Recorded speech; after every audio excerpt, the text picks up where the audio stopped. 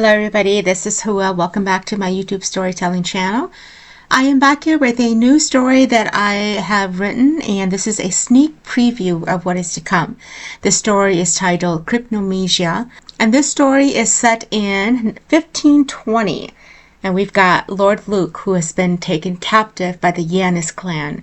And while being tortured and chained to death, he meets Lady Francesca Moor, the woman he was supposed to marry but gave away due to going to war.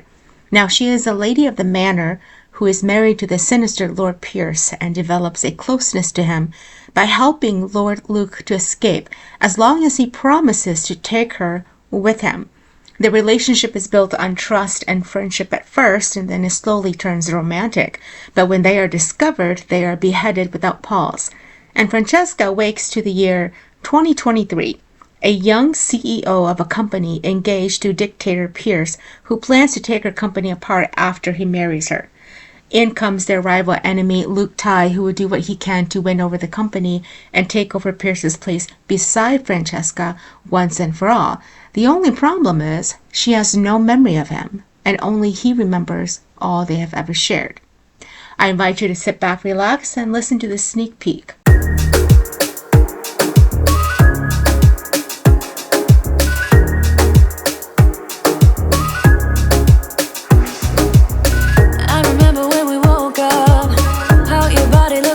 In the light, no complaining, we were alright. But then again, I thought we were one of a kind. Oh, na-na, oh, you're good with lies. Oh, na-na, wish I wasn't right. Now every morning when I wake up, you're late so close, I gotta push you to your side. I go to work while you still sleep, I don't wanna argue cause it's never worth the fight. Oh, na-na, oh, you're good with lies.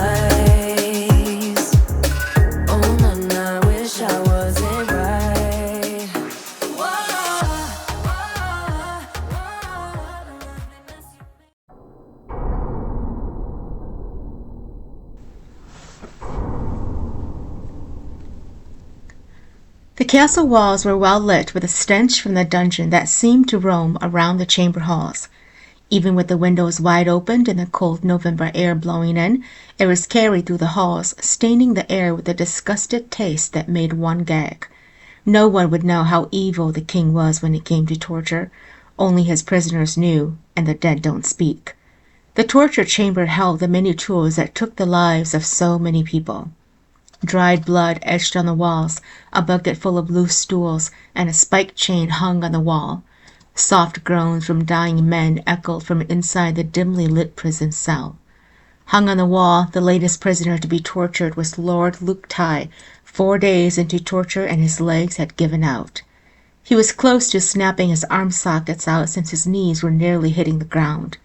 Anger filled his every fiber as he tried to reason his mind as to what made this clan capture him. What did they want from him?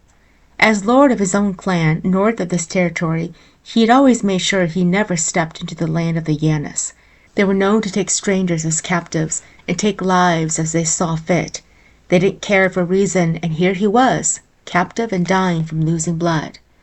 His hands were locked tightly in a chain, and his arms ached, hurting so much so, forcing him to twice bite his tongue on accident.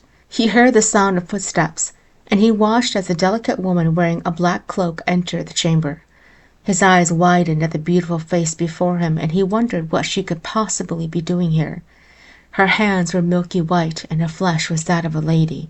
She stood barely 5 feet tall and looked quite fragile. When she neared him, she removed the hood to reveal a head of black hair that he was sure that was long and soft. She came to him and looked over her shoulder to make sure no one saw her. Then she pulled a piece of bread from her sleeves and handed it to him. He was near death, dying of hunger, and he ate that bread like a dog.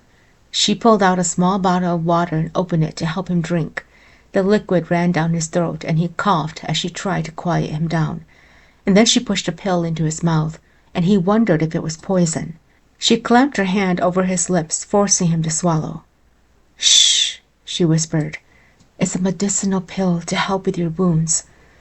When she removed her hand, he watched as she looked over her shoulder again. She was too delicate to be here, The blood in this room was a sore sight for her gentle eyes.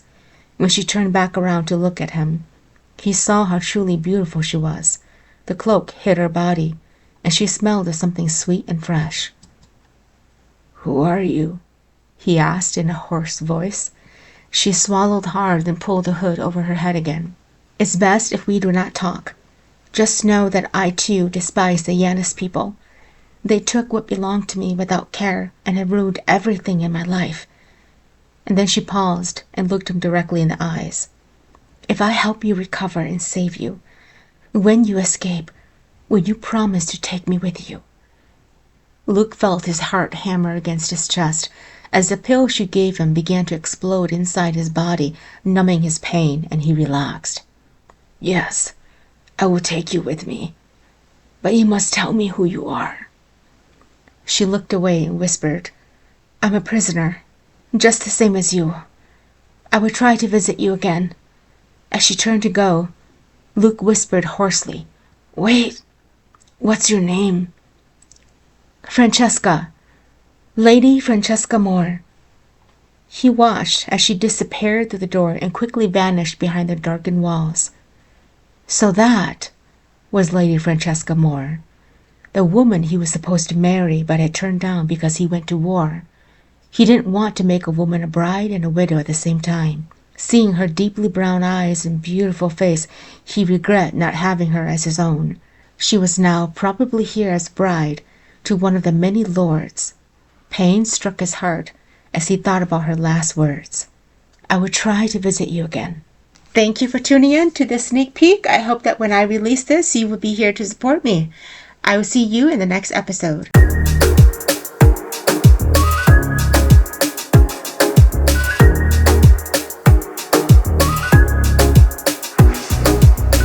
I remember when we woke up, how your body looked like porcelain in the light. No complaining, we were alright. But then again, I thought we were one of a kind. Oh, na na, oh, you're good with lies. Oh, na na, wish I wasn't right.